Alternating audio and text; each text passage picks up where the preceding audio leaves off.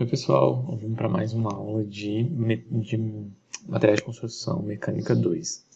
O tema da aula de hoje vai ser metais e ligas não ferrosas. Então, para começar a falar disso, desse assunto, vamos relembrar do que a gente já falou.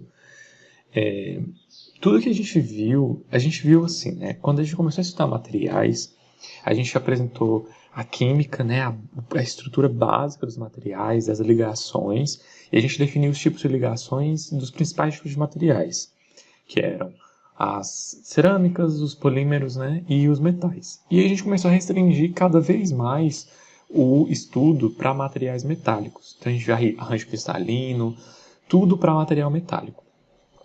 Depois que a gente viu muita coisa de material metálico, a gente começou a especificar para aço. Depois a gente foi restringindo cada vez mais, e foi estudando diagramas de fases, transformações de fases dos aços. Porque o aço, os materiais ferrosos, o aço que tem como ferro como principal componente, é o material mais utilizado, o material metálico mais utilizado. Certo. E aí, quando a gente foi para materiais 2, a gente começou a estudar diversos ensaios mecânicos, propriedades térmicas, tratamento térmico, corrosão, todos os fenômenos relacionados aos metais, então falha. Então a gente estudou os materiais, os metais, a microestrutura, e depois a gente começou a ver como se fossem problemas de aplicação ou características de aplicação mais voltados já agora para o que a gente vai usar como engenheiro mecânico, que a gente vai utilizar as propriedades dos materiais que a gente tira dos ensaios, a gente vai realizar tratamentos térmicos para poder modificar as propriedades e tal. E aí, essa última parte da disciplina, a gente vai ver alguns tipos de materiais, de ligas não de metais, mas não ferrosos. Eu falei um pouco de alguns materiais, por exemplo, quando a gente falou de seleção de materiais, a gente não pode esquecer que, para a seleção de materiais, a gente não está limitado só a materiais ferrosos, Então, eu vou dar um escopo nessa aula desses metais, dessas ligas não ferrosas, E aí eu sempre fico procurando uma imagem para colocar, e aí me veio essa imagem de moeda na cabeça, porque as moedas são de materiais não ferrosos, em sua maioria. A gente tem até uma palavra, que eu não sei se vocês conhecem, mas eu já escutei muito o pessoal antigo fala, chama moeda de Nica, que é relacionada a níquel. Então tem muitas moedas que são de uma liga metálica com base de níquel, que é um material que tem bastante resistência à corrosão e propriedades mecânicas interessantes. Então, por isso que o pessoal acaba chamando de Nica, por conta dessa referência ao níquel, que é utilizado para muitas moedas, assim como o cobre também, geralmente essas com cores mais amareladas, mais marrons, são geralmente tem cobre em sua composição. Certo. Então, a gente vai ver isso na aula de hoje. Ligas em que o ferro não é o principal elemento, não é o componente com maior porcentagem. A gente vai ver essas características, a gente vai ver baseado no tipo de metal base, Então, por exemplo, a gente vai ver baseado nas ligas de cobre, ligas de alumínio, ligas de titânio, ligas de cobalto. Essas são as principais. Vou colocar aqui, etc. Porque a gente vai ver essas são as principais, mas a gente vai ver detalhes de outras, Então, pronto. Aqui nessa imagem que eu coloquei, nessa imagem da direita, tem bronze, latão, tem aço, tem cobre, tem alumínio, tem ferro fundido, tem diversos materiais. Só coloquei como um exemplo dos diversos tipos de materiais que a gente pode ter em relação aos materiais metálicos. E nessa foto da esquerda, isso são ligas de ouro. E que é bem interessante. Eu gosto de colocar essa imagem quando eu falar de ligas. Por quê? Porque as ligas de ouro você consegue ver a diferença clara entre as cores e as composições dos materiais, Então a gente tem essas ligas mais clarinhas, Elas vão ter prata, Indo para a cor prata. Esse provavelmente o ouro mais clássico é esse daqui, né? Esses daqui dessa região, que é bem amarelado. O ouro 24 quilates, que é o ouro 100% puro, ele não ele não tem aplicações muito para joias por conta da baixa resistência mecânica dele. Ele é bem dúctil, né? E aí a gente acaba colocando cobre e ouro. Então essas ligas, esse ouro rosé, que eles chamam, são ligas com cobre e outros elementos de liga, né? E essas mais pratas com prata. Certo. Então aqui tem esse gráfico onde a gente tem aquela classificação que a gente viu quando eu expliquei, quando eu dei a aula de ligas ferrosas, e essa aqui da direita, né, das ligas não ferrosas, então com base nos elementos de liga. Ok. Para a gente começar a falar das ligas não ferrosas, vamos relembrar as principais limitações. A gente vai falar de ligas não ferrosas justamente por conta das limitações. O fato das ligas metálicas, ligas ferrosas, possuírem essas limitações é o que faz com que as ligas não ferrosas sejam usadas, né, para compensar essas principais limitações das ligas ferrosas. Então, uma é a densidade relativamente alta. Então, o ferro, né, tem, se eu não me engano, era entre 8 e 9, eu sei que é entre 8 e 10 gramas por centímetro cúbico. E aí, comparado com o titânio, que tem a gente vai ver um gráfico, né, que tem uma densidade bem menor, né, uma massa específica bem menor, em torno de 5 e alguma coisa. E o titânio, as ligas de titânio, têm resistências mecânicas da ordem das ligas de aço, né? E aí, um pouquinho menores, mas bem da ordem. É quase equivalente das ligas de aço com maior resistência mecânica. E aí, isso torna o titânio bem interessante para essas aplicações, né? Que você precisa de um metal um pouco mais leve. Quando a gente está falando de condutividade também, né? As ligas de alumínio e o cobre e o alumínio, eles possuem condutividade bem maior do que a do ferro. Os metais em si têm condutividades altas, só que comparativamente ao alumínio e ao cobre, o ferro não tem uma condutividade tão alta, né, para aplicações como, por exemplo, para cabos elétricos. E suscetibilidade à corrosão. Então, a gente tem alguns aços, a gente viu, né, que tem alta resistência à corrosão. Por exemplo, aços carbono, aços inoxidáveis austeníticos com baixo carbono, né, que tinham uma alta presença de cromo, que dava ótimas características à corrosão para esses aços. Mas, no geral, as ligas ferrosas elas têm alta suscetibilidade à corrosão. Certo. E as características das ligas não ferrosas, né? Agora, as características, geralmente, elas têm melhores melhores não, elas têm em relação às ligas ferrosas. Então, elas têm melhor resistência à corrosão, como a gente já falou. Elas têm pior resistência mecânica, né? As ligas de aço, elas têm alta resistência mecânica, no geral.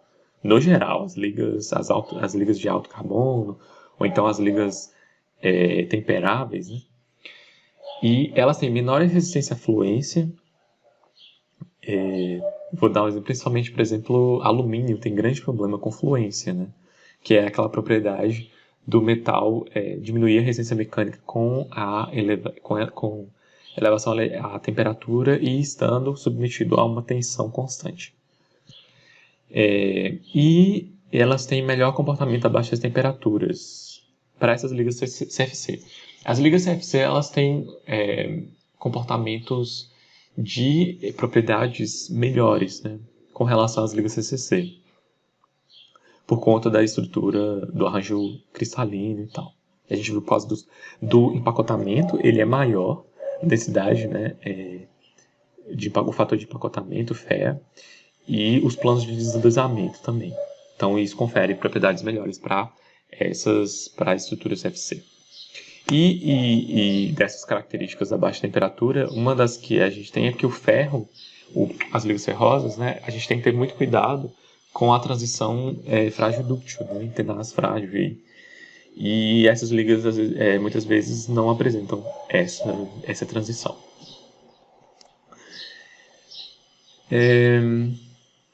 Então, essas características fazem com que essas ligas sejam utilizadas, né? Por exemplo, se você quer uma aplicação em que você quer uma resistência à corrosão melhor, geralmente as ligas que não são ferrosas entram na matriz de seleção aí por conta dessa característica. As ligas não ferrosas são aquelas que o ferro não é metal base, isso é bem claro. E elas são caracterizadas, né, são classificadas de acordo com o metal base, que é o metal que tem mais participação, mais concentração aí na composição. Então, por exemplo, a gente fala liga de alumínio é uma liga em que alumínio é o metal com maior composição na liga. Liga de cobre, liga leve. Essas ligas leves, a gente tem até outras classificações também, mas essas ligas leves estão relacionadas a esses metais que têm uma massa específica menor, né? Uma densidade menor do que a densidade das ligas ferrosas, do ferro em si. Então elas podem ser agrupadas nessas ligas leves. Dessas classificações que a gente está vendo aqui, que podem ser de acordo com a propriedade em comum, né, a gente tem essa divisão aqui dessas ligas não ferrosas. Então a gente tem, por exemplo, essas ligas leves, né, de alumínio, magnésio, titânio, berílio. Tem as ligas de cobre e tem as ligas para alta temperatura, essas ligas de metal base níquel, de baixo ponto de fusão, por exemplo, para solda, né, de estanho chumbo, e refratárias. Então são ligas, essas refratárias quer dizer que elas podem ser utilizadas em altas temperaturas. Ligas de tungstênio, molibdênio, nióbio. Tá bom. Aqui tem um quadro comparativo, a gente estava falando de massa específica de densidade, né? Então aqui tem justamente uma comparação de densidade desses materiais. A unidade está em toneladas por metro cúbico, mas a conversão é direta para gramas por centímetro cúbico, que era o que eu tinha falado. Então eu tinha falado que o ferro era de 8 a 10, né? Na verdade é um pouco menos, é 7,87. Então está um pouquinho ali menor do que o 8 aqui, né? E aí, agora que a gente identificou o ferro, a gente pode comparar. Aí, ó, níquel, cobre, estanho, tungstênio tem densidades maiores, né? Por exemplo, a densidade do tungstênio é bem alta.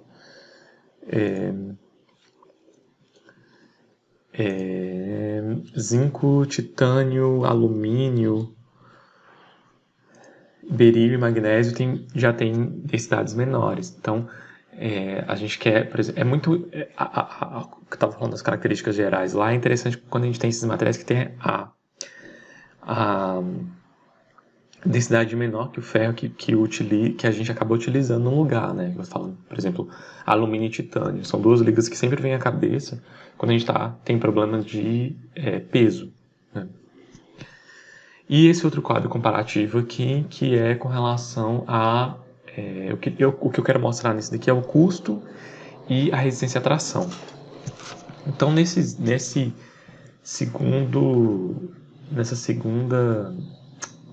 nessa coluna aqui, onde tem tensile strength, é resistência à tração. Está em PSI, mas não tem problema que a gente consegue, é só comparativamente. A gente tem que identificar o aço, né? O aço está aqui, steel. Então os aços estão aqui, a densidade lá de 7,87, massa específica, e a resistência à tração de 200.000 PSI. A gente consegue ver aqui na tabela que é a maior resistência à tração que a gente tem, né? Comparativamente. Outras ligas que conseguem chegar perto, né? Ligas de níquel, titânio, tungstênio, que tem cobre, tem elevada resistência à tração. Aí logo assim embaixo já tem as de alumínio, né? A gente tem essas ligas aeronáuticas de alumínio endurecíveis por precipitação, que tem bastante, tratadas termicamente também, que tem uma resistência à tração bem mais alta. Mas o grande interessante do alumínio é a massa específica, né? Que é bem baixa, 2,70, comparando com a do aço, que é 7,87, mais de 2 vezes menor, né?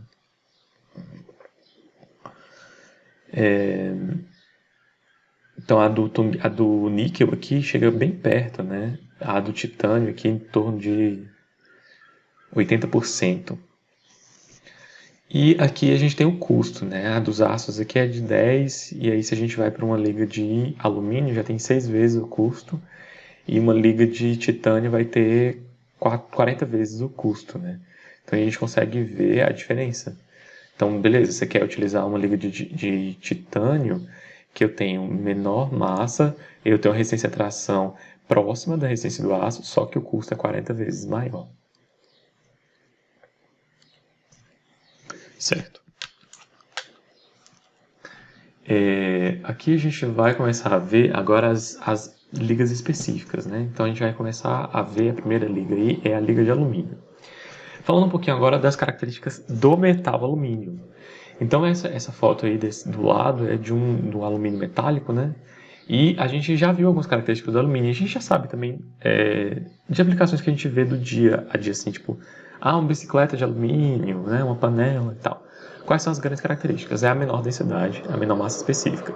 2,7 gramas por centímetro cúbico, né? Ou toneladas por metro cúbico. Condutividade térmica alta e elétrica comparadas à do ferro. Resistência à corrosão, lembra que o alumínio tem uma proteção passiva, né, por conta do óxido que forma na superfície do metal. Alta ductilidade, então é um metal bem... ele se deforma bastante até falhar, né, como o ferro. Lembra que os aços, ao adicionar carbono, a gente perde um pouco da dutilidade, mas o ferro também é bastante dúctil. E essa a grande desvantagem do alumínio é esse baixo ponto de fusão, o que faz com que ele tenha propriedades ruins com relação à fluência. Mas facilita por exemplo, a fabricação, né? Para fabricar alumínio, por exemplo, na latinha lá de alumínio, que a gente lembra que é estampada. E a gente não conseguiria fazer estampagem se a gente não tivesse uma alta ductilidade do alumínio. Beleza, essas características negativas, como eu falei, uma das características da temperatura. E outra é o custo, né? Então, o que acontece com o alumínio é que ele tem um processo caro para poder extrair. E aí tem o metal, aqui eu coloquei o minério, que é a bauxita, né? Que tem alta concentração de alumínio e é de onde vem o alumínio. Propriedades mecânicas. Então a gente tem um limite de resistência do alumínio aí, no estado natural dele, de 48 megapascal, que é bem baixo, né? A gente tem alguns aços chegando a 1000 megapascal. Escoamento 12,7. Lembra que o limite de escoamento é justamente a propriedade que a gente utiliza para projeto. Então, se o limite de resistência é 48 e o que a gente usa para projeto é o de escoamento, então o alumínio puro, né, é bem difícil de ser utilizado. Então é o segundo metal mais maleável, ou seja, ele é bastante dúctil, né, e tem uma baixa dureza. 23 aí da escala Brinell.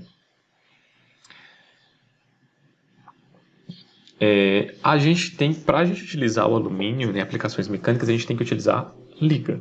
Então a gente vai ter que adicionar elementos de liga. Só que esses elementos de liga, eles vão acabar diminuindo algumas propriedades do alumínio, do metal, né? Como a resistência à corrosão e as condutividades. Os principais elementos são cobre, magnésio, silício, manganês e zinco. O ferro no alumínio é uma impureza, então a gente quer evitar que tenha ferro no alumínio. E esses elementos acabam elevando a resistência à tração. Esse slide aqui é bem interessante, que mostra essas ligas de alumínio, os principais elementos, né? Então tem aí, ó, zinco, magnésio, cobre, manganês e silício.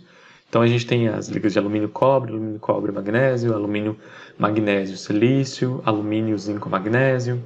E aí essas ligas de cima aí a gente tem colocado aí tratáveis termicamente. Essas ligas são bastante interessantes para a gente, né? São ligas que a gente vai poder, por exemplo, temperar ou então ter precipitação, algum tipo de tratamento que vai elevar a dureza do alumínio. Então essas são as principais ligas que a gente vai utilizar. E aí, as ligas de baixo aqui de manganês e magnésio são endurecíveis para o trabalho a frio. Mas as mais interessantes para a gente são essas de cima mesmo. Com relação à numeração, a gente viu que a gente tem essas numerações para as séries, né? A gente viu isso para as ligas ferrosas. Então a gente tem os números das séries que que agrupam ligas com características semelhantes. Então a gente tem essas séries 1, 2, 3, 4, né, até 9. Aí tem cada uma, depois vocês leiam com atenção. Eu quero dar destaque a essas aqui, né? As tratáveis tecnicamente e as que não são tratáveis tecnicamente. Então as que a gente mais tem interesse são as tratáveis tecnicamente. Então das séries 2, 6 e 7, né? Das séries com cobre, zinco e outros elementos de liga aí. Então, por exemplo, esses aqui, né? Magnésio, alumínio, zinco, magnésio, cobre, alumínio, zinco, magnésio. Esses de cima que são dessas séries que a gente viu, né? 2, 6 e 7. Onde a gente usa esses alumínios, né? Essas ligas de alumínio, esses alumínios não, essas ligas de alumínio, né? Então, se a gente quer elevar a plasticidade, por exemplo, esses filmes metálicos que cobrem bombons e tal, a gente quer esses metais que não precisam ser tratados termicamente, né? Se a gente quer condutividade elétrica alta, a gente ainda vai ter misturado com cobre. A gente sabe que tem muita roubo de cobre, então eles misturam alumínio que é bem mais barato. Resistência à corrosão, como em panelas, né? Essas panelas de alumínio de casa. E construção mecânica, essas são as principais utilizações, vamos dizer assim, com maior engenharia, né? São dessas ligas de aeronave ou então de, por exemplo, quadros de bicicleta, que são dessas ligas aí da série 6 e da série 7, que são também as utilizadas em aeronaves. Tá bom? Certo. Falando desse aço que é usado, dessas séries, né, de que são tratáveis termicamente, que são endurecíveis por precipitação, isso é um fenômeno bem característico das ligas de alumínio. Então a gente vai relembrar um pouquinho e eu vou aproveitar para falar mais sobre isso, né? Eu já falei um pouquinho, mas vou falar mais. Aproveita que a gente está falando de ligas de alumínio. Antes eu vou mostrar essas duas tabelas aqui, que mostram, por exemplo, exemplos desses aços, dessas ligas que são tratáveis termicamente, né? Então a gente viu a série 2000, 6000 e 7000 das ligas de alumínio forjadas, né? Certo, aí tem lá, ó, 2024, aí é utilizada para aeronaves, rebites, rodas de caminhão. Esses rebites de alumínio são bem utilizados, né? Porque o alumínio é bem dúctil. Produtos de máquinas, fazer parafusos. A 6000 não é tão utilizada, mas é a 7000. A 7000. Peças estruturais de aeronaves e sistemas submetidos a aplicações de tensões elevadas. Então a gente pode ver que da série 2000, o principal elemento de liga é o cobre. E essa série, né, ela tem esse fenômeno de envelhecimento de têmpera e envelhecimento por precipitação. Endurecimento por precipitação. Então, aproveitando isso, a gente vai falar um pouquinho desse diagrama de fases, alumínio, cobre e desse fenômeno de precipitação. Aqui, além desse, a gente viu aqui que nesse quadro, né, desse 6061, T6C, isso é um tratamento térmico, né? Esse termo. E aí, essa letrinha, né, que eu falei que o T era tratamento térmico, é justamente vem daqui, né? Então, tem lá F é como fabricado, aplicado a produtos para os quais não há um controle especial após o aquecimento. Então, é o aço que você resfriou.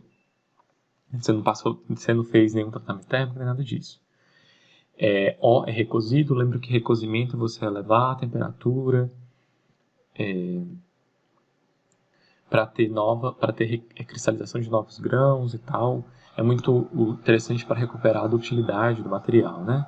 A é encruada trabalhada a frio. W é solubilizada e T tratada termicamente. Então, esse solubilizado aí, para a gente é bem interessante, que é quando você leva o metal na temperatura em que você vai, por exemplo, eu vou mostrar já no gráfico. Então, aqui nessa liga, esse T0 aqui é justamente a temperatura de solubilização. Então, quando você tem, né, esse W aí, que você levou essa liga nessa temperatura de solubilização, nessa temperatura de solubilização e você temperou, né? Você realizou uma têmpera aqui, não era esse slide, não, era esse daqui. Então, aí você fez uma têmpera, por exemplo. Então, essa temperatura de solubilização quer dizer por conta desse processo, né? De você elevar esse metal nessa temperatura de solubilização. A gente vai ver esse processo de têmpera e de envelhecimento também, que é essas ligas temperáveis e com esse DAP solubilizadas aí, né? Geralmente elas precisam passar pelo processo de envelhecimento para poder atingir a dureza que você quer. Certo. Então, o que era esse endurecimento por precipitação? Não sei se vocês lembram. A gente tinha ligas em que a gente tinha presença de fases metaestáveis em temperatura ambiente. E aí, depois de um tempo, né, por isso chama de envelhecimento, se você mantinha esse metal a uma temperatura alta, ou então às vezes você tem um envelhecimento natural, precipitados dessas fases precipitados de novas fases, né, porque você tinha uma fase metaestável, podem se formar na microestrutura. Então a gente tem diversas formas desses precipitados ocorrerem, né? E alguns são mais interessantes para a gente. Então, vamos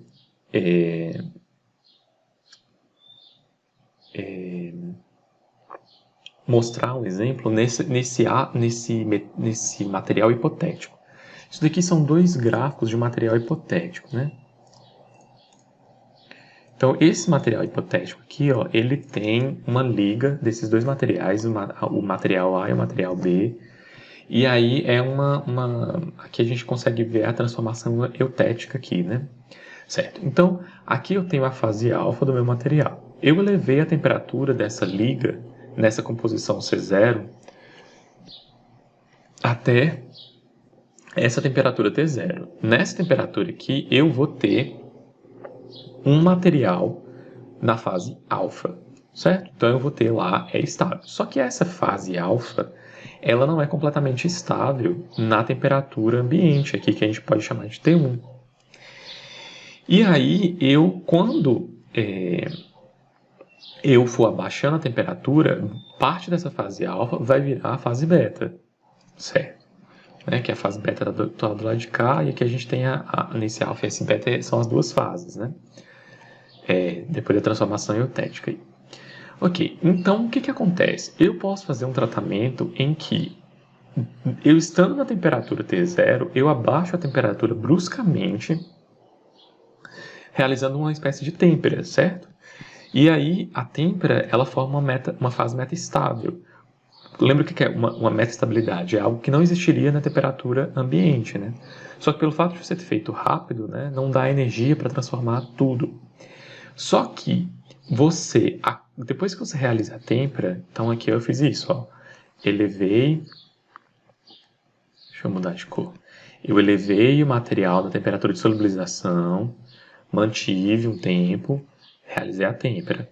Depois eu volto com a temperatura menor que a temperatura de solubilização, que eu estou chamando aqui de T2, e aí eu forneço energia para essa fase precipitar. E acontece esse tratamento térmico de precipitação. O que acontece é que, se essa precipitação ocorre de uma maneira específica, no grão e não, né, por exemplo, no alumínio ao longo do contorno de grão, a gente tem um endurecimento. Certo. Agora que a gente viu isso teoricamente, aí a gente pode ver o que acontece, por exemplo, no alumínio. No alumínio a gente tem uma liga bem específica que é de 96% de alumínio e 4% de cobre. Então esse gráfico aqui vocês vão ver que ele é de alumínio-cobre, né? Então aqui tem a porcentagem de cobre incrementando. Beleza, 4% estaria tipo aqui. E aí é bem parecido com o que a gente viu, né? É uma transformação aqui eutética, né? Aqui, nessa composição. E aqui eu tenho 50 e poucos por cento, né? Eu vou ter essa fase aqui, esse material, esse componente que é teta, essa fase teta, que é um componente de alumínio e cobre, né? Seu L2 aí. Beleza. Nessa composição aqui, por exemplo, a gente pode ter esse tratamento, a gente pode ter esse comportamento que a gente viu nesse gráfico aqui teórico, né, hipotético. Então a gente vai ter uma temperatura de solubilização e aí uma espécie de têmpera. E a gente vai formar essa fase alfa metastável, depois a gente vai elevar a temperatura para ter a precipitação. Ok. Como ocorre essa precipitação? A gente pode ter essa fase θ ocorrendo de algumas formas. A forma que eu desejo para que eu tenha um incremento de dureza, né? Isso aqui é dureza, hardness é dureza e strength é resistência, né? Para eu ter um incremento de dureza ou resistência com o tempo aí, com o que eu chamo de envelhecimento, eu tenho que ter o que a gente chama de fase coerente.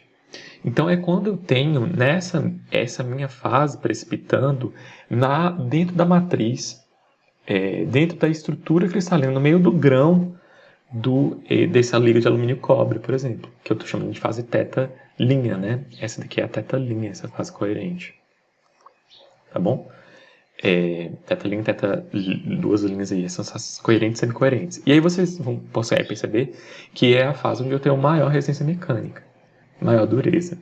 Só que se a gente começa a aumentar o tempo, essa fase ela pode se transformar nessa fase incoerente, ou eu posso ter também precipitação ao longo do contorno de grão.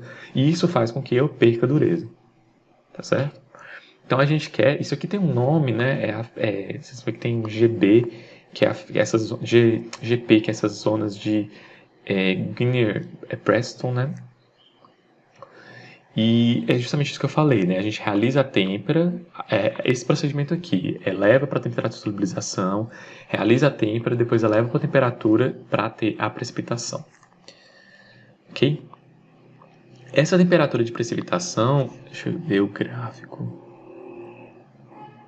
Essa temperatura de precipitação, ela é bastante importante também, né?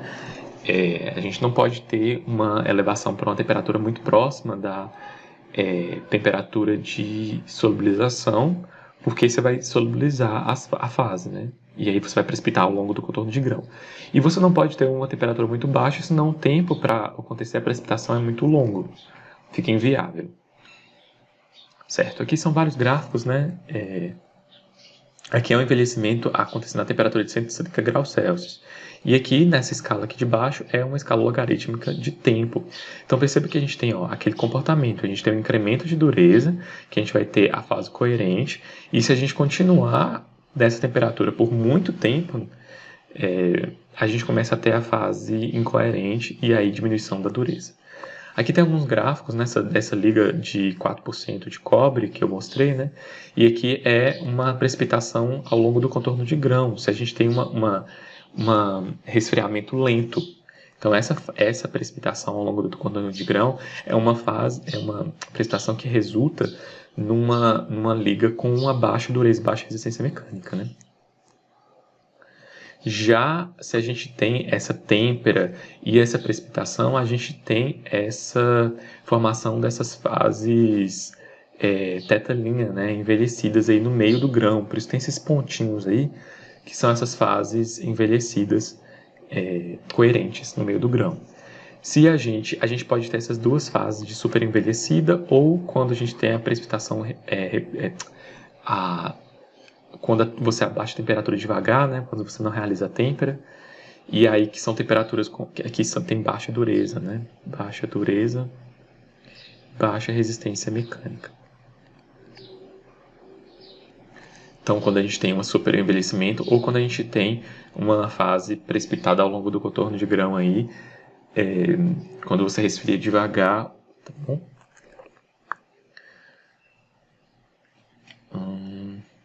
Esse gráfico aqui, ele mostra esse procedimento para a gente ter essa dureza elevada, né?